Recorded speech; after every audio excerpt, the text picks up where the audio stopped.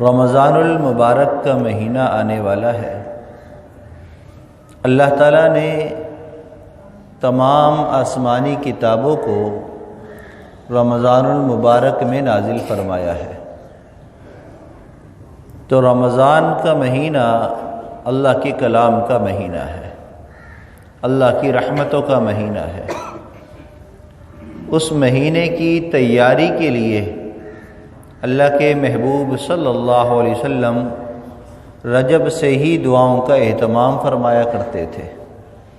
یہی وجہ ہے کہ جب رجب کا چاند طلوع ہوتا تو نبی کریم صلی اللہ علیہ وسلم نے یہ دعا فرمائی، اللہم بارک لنا فی رجب و شعبان وبلغنا رمضان۔ اے اللہ، رجب اور شعبان میں ہمارے لیے برکت عطا فرما اور ہمیں رمضان تک پہنچا۔ تو گویا کہ رمضان تک پہنچنے کے لیے رجب اور شعبان کی برکتوں کی دعا فرمائی آپ کہ اس میں برکت دے دے ہمیں تاکہ ہم رمضان تک پہنچ جائیں۔ تو اصل مقصود رمضان کا مہینہ ہے، لیکن تیاری اس کی رجب سے ہی شروع ہو گئی۔ نبی کریم صلی اللہ علیہ وسلم کوئی بھی ایک عمل فرماتے تو اس کا ایک پس منظر ہوتا ہے، کوئی بات ہوتی ہے۔ تو آپ نے یہ دعا جو فرمائی اور اس کا بہت زیادہ اہتمام فرمایا، تو اس کی وجہ کیا تھی؟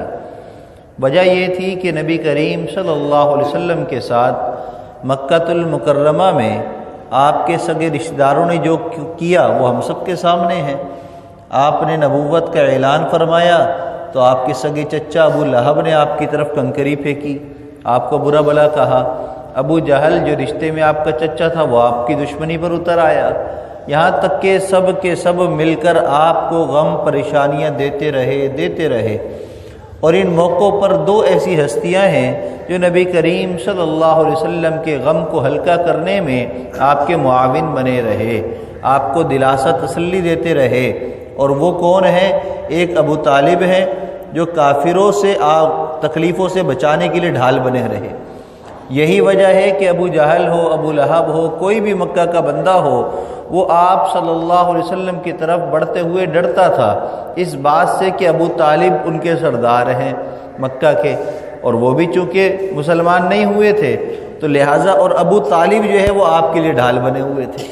کوئی آپ کو کچھ کہتا تو ابو طالب بیچ میں آتے، اور کوئی آپ کی سرداری کی وجہ سے کوئی آپ کو کچھ کہہ نہیں سکتا تھا، کیونکہ آپ کی کفالت میں تھے نبی کریم صلی اللہ علیہ وسلم، ابتدا سے ہی، بچپن سے ہی آپ کے ساتھ تھے۔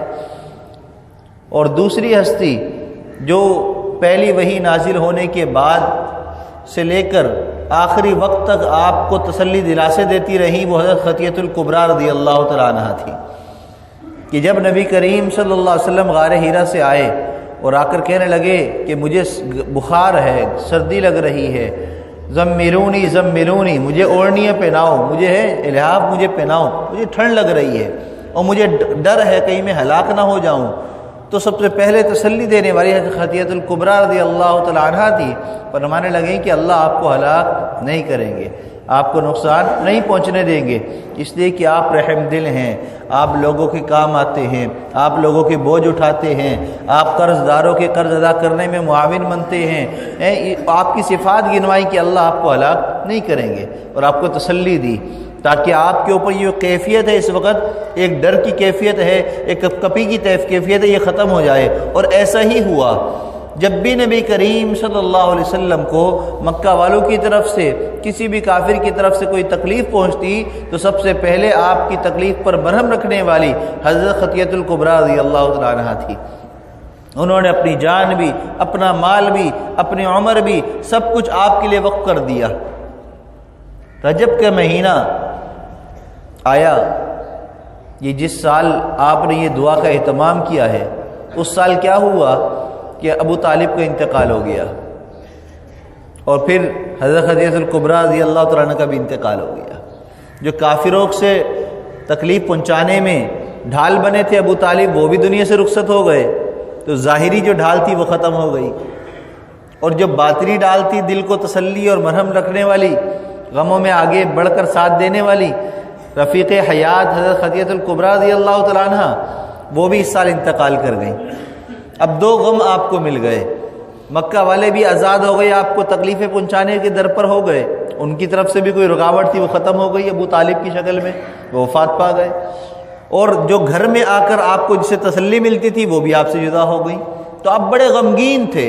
اس غم کی کیفیت میں آپ نے یہ دعا فرمائی تھی، اللہم بارک لنا فی رجب و شعبان وبلغنا رمضان۔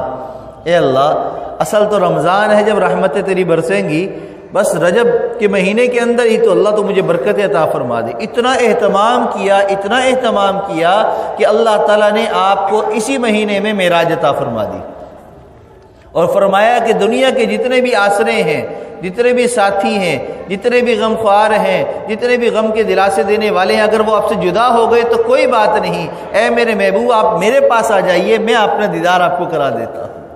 اور آپ کو معراج عطا فرمائی اور اپنی ملاقات کا شرف بخشا۔ تو یہ اس دعا کی برکت سے اللہ تعالیٰ نے اتنی بلندی عطا فرما دی، ایسی معراج عطا فرما دی۔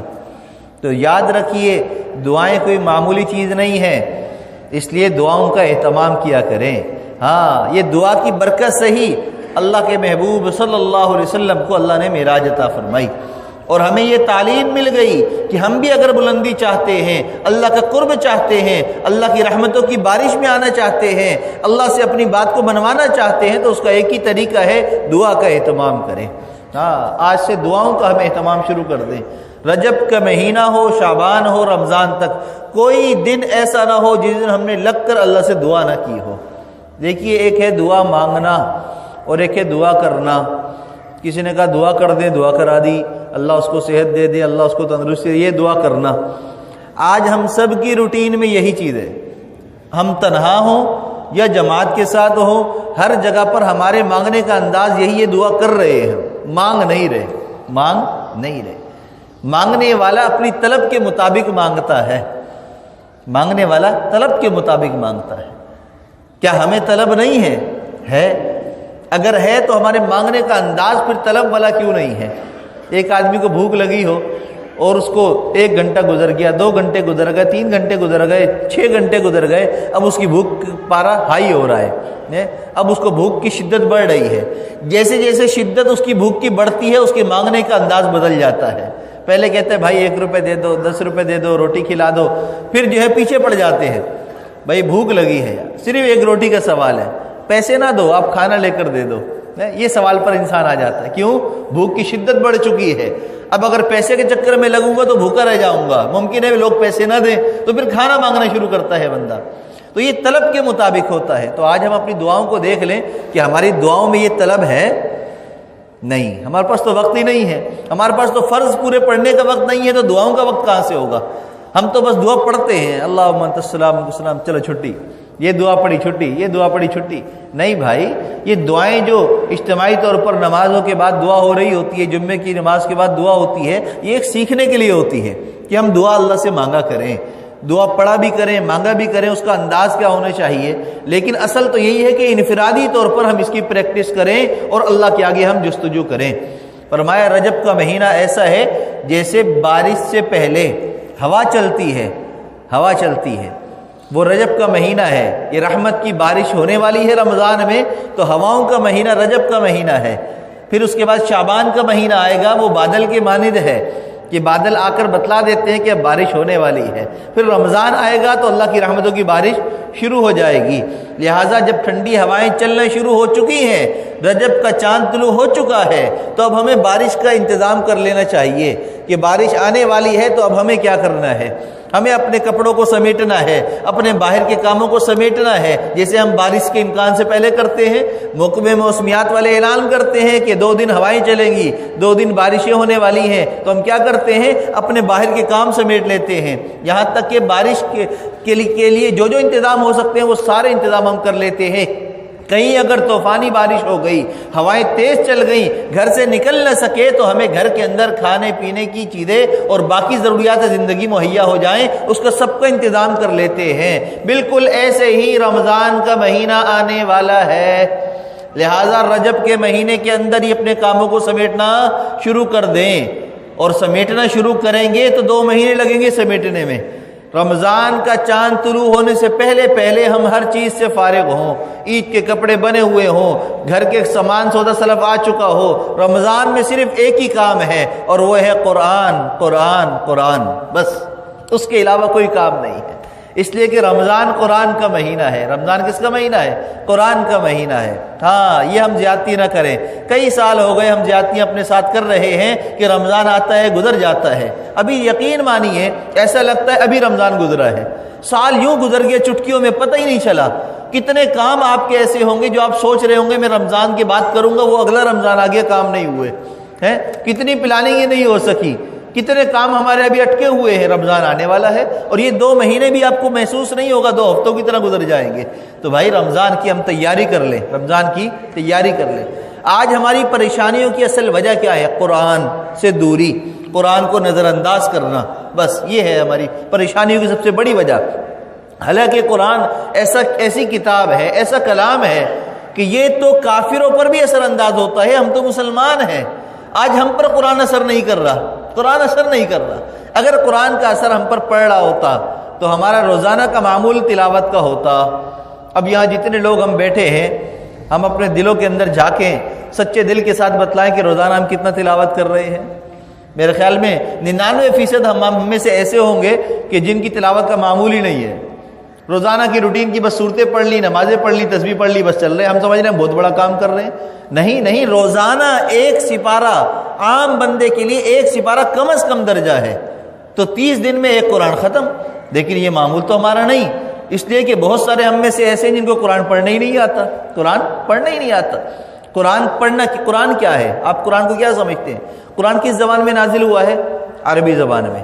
تو ہم میں سے کس کس کا عربی لہجہ ہے؟ ایک کا بھی نہیں ہے، تو گویا کہ ہم قرآن عربی میں پڑھ رہے ہیں؟ نہیں، ہم غلط فہمی میں ہیں، ہم قرآن عربی میں نہیں پڑھتے، ہم اکثر جو ہے قرآن اردو کے انداز میں پڑھتے ہیں۔ الحمدللہ رب العالمین الرحمن الرحیم مالک یوم الدین، یہ انداز عربی کا ہے ہی نہیں۔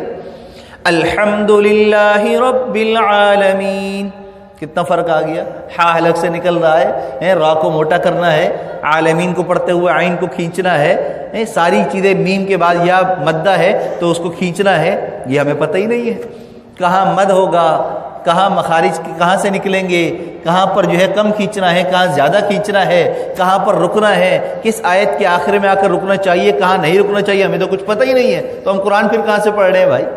آپ انگلش کی کتاب پڑھیں، اردو کی کتاب پڑھیں، جہاں پر نشان لگا ہے رکنے کا بات ختم ہو رہی ہے وہاں بات ختم نہ کریں، آپ آگے بھی ایک لفظ پڑھ لیں، تو ہر کوئی سننے والا کہے گا بھائی صحیح پڑھو یار، آپ کیا کر رہے ہو؟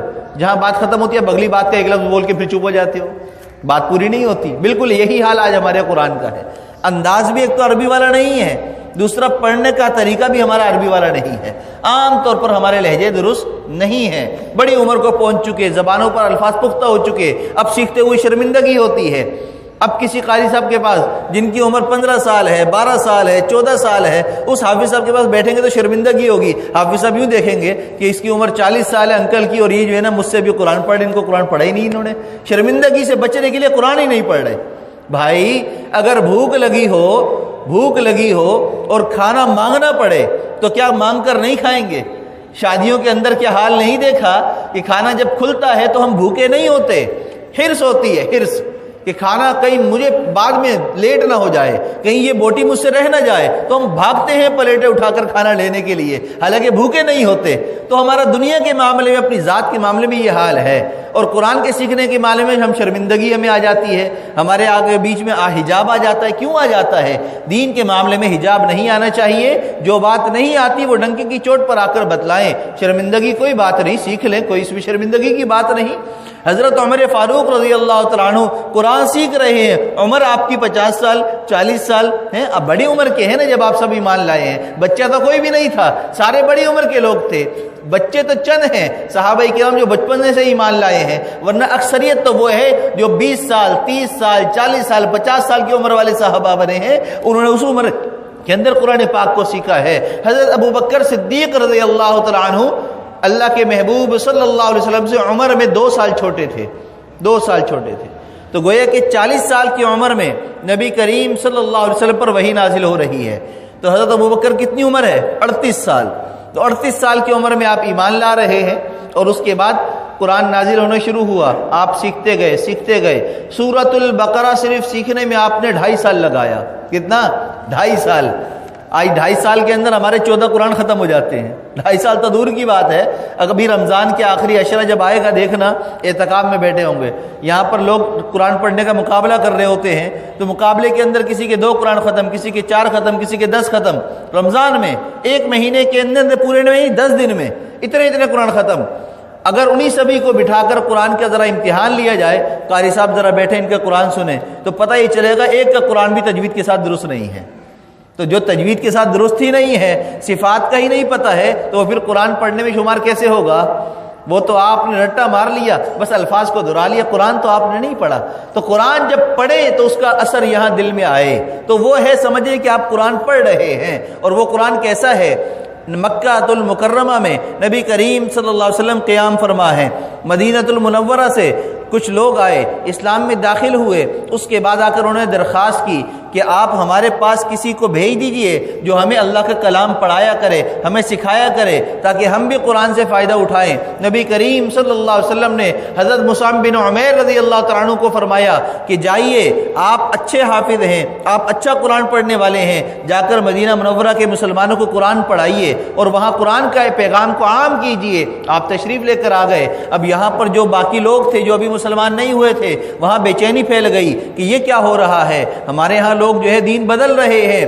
قبیلے کے سردار حضرت سعد رضی اللہ تعالیٰ عنہ، ان کے پاس خبر پہنچی، وہ اپنی میٹنگ لے کر بیٹھے کہ یہ ایک مصعب نامی بندہ آیا ہے مکہ المکرمہ سے، اور اس کے باتوں کو سن کر لوگ اسلام قبول کر رہے ہیں، ایسی کیا بات ہے اس کے پاس. حضرت جو ہے اسد بن زرارہ رضی اللہ تعالیٰ عنہ جو بعد میں مسلمان ہو گئے، ان کو بھیجا.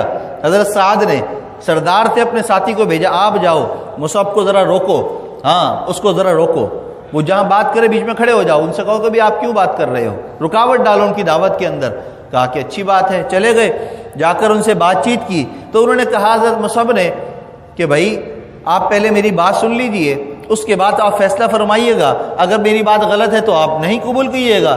جب بات سنانے کی باری آئی تو انہوں نے قرآن پاک پڑھنا شروع کر دیا، کیونکہ عربی تھے سارے، تو قرآن پاک پڑھنا شروع کر دیا. اب وہ قرآن پاک مصعب بن عمیر رضی اللہ عنہ پڑھ رہے ہیں، اور یہ اسد بن زرارہ جو ہے ان کی طبیعت کے اندر جو ہے وہ روشنی پیدا ہو رہی ہے اور آنکھیں نم ہو رہی ہیں، دل پگھل رہا ہے، ان کی تلاوت ختم ہوتی ہے اور یہ فرماتے ہیں کہ آپ مجھے بھی اسلام کا کلمہ پڑھا کر مسلمان کر لیجیے. آپ کا کلام ایسا ہے، اس کو پڑھ کر لگتا ہی نہیں کہ یہ جھوٹا ہے، تو میں کون ہوتا ہوں جو اس کو قبول نہ کروں. فوراً اسلام قبول کر لیا. واپس آئے قبیلے کے سردار حضرت سعد رضی اللہ تعالیٰ عنہ کے پاس اور آ کر کہا کہ بھئی میں نے بات کی ہے لیکن کوئی اثر نہیں ہوا ان پر، آپ ایسا کریں اب خود جا کر بات کریں. اب یہ سمجھ گئے تھے کہ میں ان کو بات بتلاؤں گا تو مانیں گے نہیں، ان کو میں بھیج دیتا ہوں، کیونکہ سردار ہیں یہ، میری بات کیسے ان کو سمجھ میں آئے گی. ان کو بھیج دیا. جب یہ گئے بڑے غصے میں حضرت مصعب بن عمیر رضی اللہ تعالیٰ عنہ کے پاس، ان کو جا کر بات چیت کی تو کہنے لگے آپ غصہ نہ ہو، آپ میری بات کو سن لیجئے، اگر میرے پاس جو کلام ہے جو میں لوگوں کو سکھا رہا ہوں اگر یہ حق اور سچ نہیں ہے تو آپ تسلیم نہ کرنا، آپ انکار کر دینا، میں قبول کر لوں گا آپ کے انکار کو، کوئی اس میں زبردستی کی بات نہیں ہے. کہا کہ اچھا. آپ نے قرآن پڑھنا شروع کیا، اتنے خوبصورت انداز میں قرآن پڑھا. قرآن یہاں پڑھ رہے ہیں، وہ حضرت سعد رضی اللہ عنہ کے دل کے اندر قرآن اتر رہا ہے، آپ کی تلاوت ختم ہوتی ہے، حضرت سعد بھی مسلمان ہو جاتے ہیں. یہ ہے اسلام کا معجزہ، یہ ہے قرآن اللہ کا. آج ہم قرآن پڑھتے ہیں، ٹس سے مس نہیں ہوتے، ہم قرآن بند کرتے ہیں پڑھ کر ادھر غیبت کرتے ہیں، ہم قرآن بند کرتے ہیں ادھر جھوٹ بولتے ہیں، ہم قرآن بند کرتے ہیں دکان میں بیٹھ کر پڑھتے ہیں اور جھوٹ بول کر سامان بیچ رہے ہوتے ہیں. ہم قرآن اپنے گھر میں رکھتے ہیں، بچی کی شادی ہے اس کے سر پر رکھ کر ہم بھیجیں گے اور اس قرآن کے سائے تلے ساری ہندوانہ رسمیں ہو رہی ہیں، مووی بن رہی ہے، فلمیں بن رہی ہیں، بے پردگی ہو رہی ہے، غیر محرم سے ملاقاتیں اور سلام دعا ہو رہی ہے، اس قرآن کے سائے میں ہو رہی ہے. قرآن پھر کہاں ہے؟ قرآن کا اثر کہاں ہے؟ اس کا مطلب ہم قرآن پڑھ ہی نہیں رہے ہیں، ہمارا قرآن ہماری زبان سے نیچے اتر ہی نہیں رہا ہے. قرآن تو وہ کلام ہے کہ کافر پر بھی اثر انداز ہوتا ہے، منافق پر بھی اثر انداز ہوتا ہے. نبی کریم صلی اللہ علیہ وسلم کے پیچھے منافقین مدینہ نماز پڑھتے تھے، آپ کے قرآن کو سن کر ان کی اف بھی نہیں ہوتی تھی، کچھ کرنا چاہتے تو کر نہیں پاتے. قرآن کی ایسی ہیبت ہوتی، ایسا رعب ہوتا تھا. آج ہم بھی قرآن پڑھتے ہیں تو یقین جانیے صرف ایک ہی وجہ ہے، آج ہماری پریشانیاں، ہماری ذلتیں، ہماری رسوائیاں، ہمارے حالات کی تنگیاں خرابیاں، مہنگائی کا بڑھ جانا، حکمرانوں کا انصاف نہ کرنا، عدالتوں کے اندر رشوت کا عام چلن ہونا، یہ ساری کی ساری وجوہات کی ایک ہی وجہ ہے، قرآن کو ہم نے نظر انداز کر دیا، قرآن کو ہم نے پس پش ڈال دیا۔ تو میرے بھائیو، رمضان المبارک کا مہینہ آنے والا ہے جو قرآن کا مہینہ ہے، اس مہینے سے پہلے اپنے قرآن کو صحیح کر لیں۔ آج سے ہی ہم دعاؤں کا اہتمام کریں، روزانہ قرآن کی تلاوت کریں، دعا کریں، تلاوت کریں، دعا کریں۔ ہاں 30 دعائیں رجب کی، 30 رجب کی، شعبان کی 60 دعائیں آپ کو ملیں گی۔ ان 60 دعاؤں کے ذریعے آپ اپنی زندگی کیا آخرت تک کے سارے کام اللہ سے کرا سکتے ہیں۔ اللہ تو شاہرگ سے بھی زیادہ قریب ہے۔ ہاں وہ بت پرست جو اپنے بت کے آگے ساری رات کہتا رہا یا صنم یا صنم یا صنم، اون نیند کا جھونکا آیا، اس کی زبان سے نکلا یا صمد، اللہ کا نام نکل آیا، اے بے نیاز ذات۔ جیسے ہی یا صمد کہا، اللہ کی طرف سے یہ آواز آئی، لبیک یا عبدی، اے میرے بندے میں حاضر ہوں۔ فرشتے حیران ہیں، اللہ یہ تو اپنے بت کو پکار رہا تھا، غلطی سے نادانی سے اس کی زبان پر صمد آ گیا، اس نے ارادتاً نہیں کہا کہ بندہ تو میرا ہی ہے، نادانی سے پکارا تو مجھے ہی ہے نا۔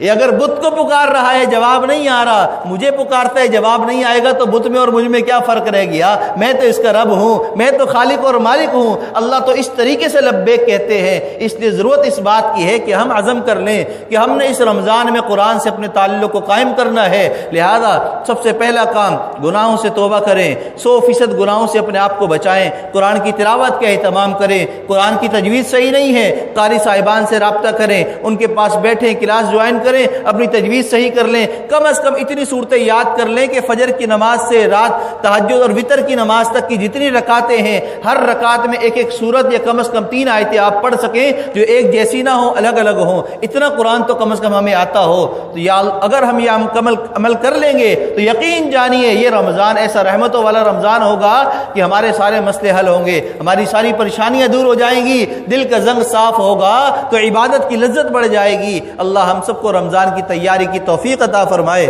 وآخر دعوانا ان الحمد للہ رب العالمین۔